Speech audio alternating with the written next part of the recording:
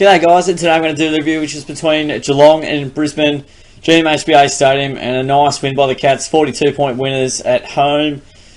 Getting across the line there very well. There was a bit of a struggle in the first half. The Cats kicked a couple of late ones late in the second term. The Lions were very good to hold us at bay and I guess mitigate our influence, but after half time the floodgates opened up. Geelong got on top and put the pedal to the metal. So look, it was a nice win. A couple of late ones for the Lions, but overall very pleased with the result, and certainly needed a win at home and couldn't afford to drop this one by any stretch of the imagination. So pretty good game. Have a quick look at the stats for you.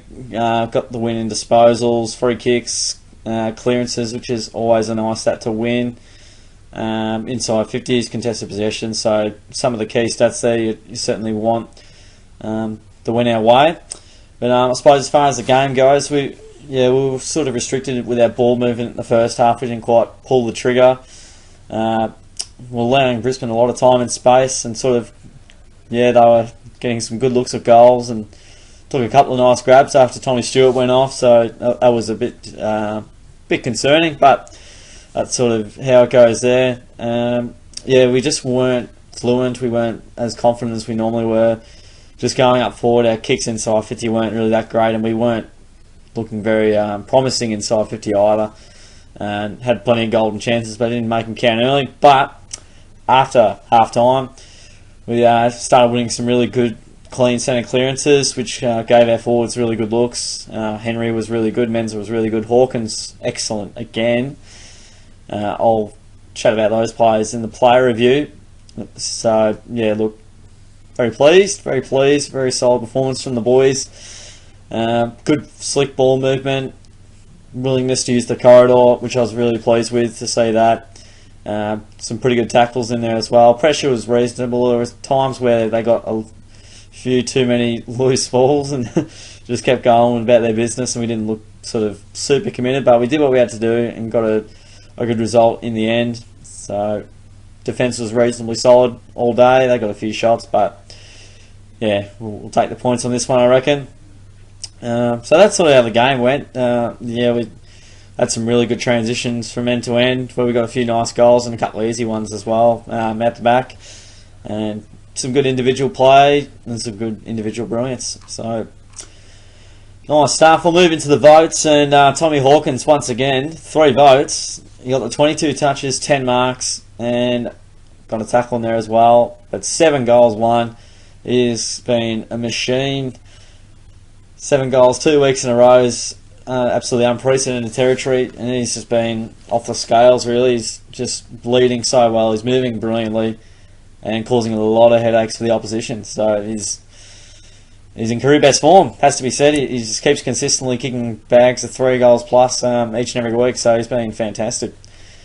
Gary Ablett, 2 votes. So he got the 38 touches, 8 marks, and also got the 5 tackles in there. He was good from start to finish. He was just involved in so many little chains and ball movement, and he was quite the warrior for us out there, doing the hard stuff as well. Some good tackles in there, and he was quite influential, I have to say.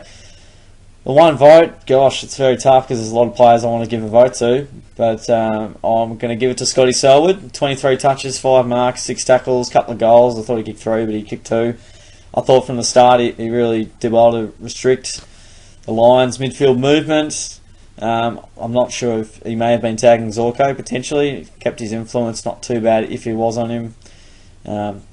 It did look like he was potentially hanging around there, but I thought he put himself in some really good spots and mitigated, I guess, their ability to score. And I would have loved to have given a vote to who else we got here. I would have loved to give a vote to Tui. He was excellent with his ball movement.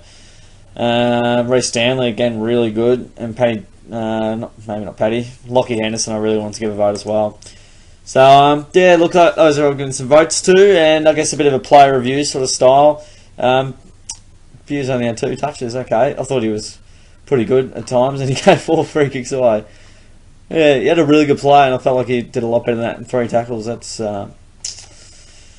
thought he wasn't that bad, but there you go. Tommy Stewart had an injury. Narkle was okay. He's slowly, I don't think he's a forward, but will persist there. Blitzarves didn't get much of the ball, but did his job nicely. Kolajasny, very solid again.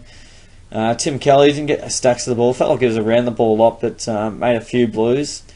Guthrie didn't get much of it, but he was okay when he had the ball. Henderson, very solid. Loved the way he went about it. Joel Selwood, reasonably quiet by his lofty standards, but again, he contributed. It's good when he doesn't have to get 40 disposals for us to win.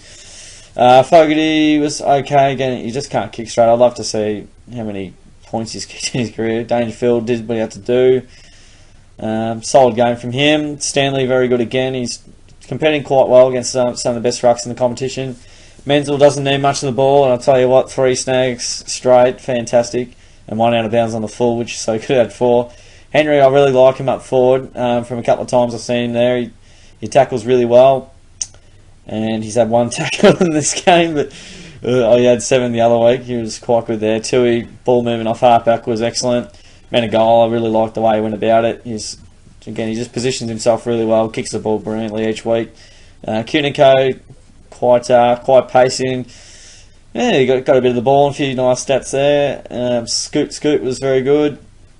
Mitch Duncan, again, just keeps taking 10 marks each week. Parfitt was pretty good as well with his contribution there. And I was saying about Abel and Hawkins, 2 best players on the ground, and exemplified by the stats there.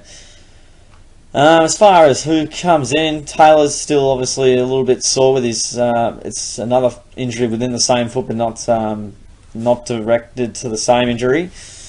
So yeah, look, to be honest, I wouldn't really rush him back, and he might not even make it back. To be honest, whether it's injury, whether it's through form, whether it's through the team and the who have got, yeah, I wouldn't rush him back. Cockatoo, obviously, as I said the other week, he'll probably be out for the year.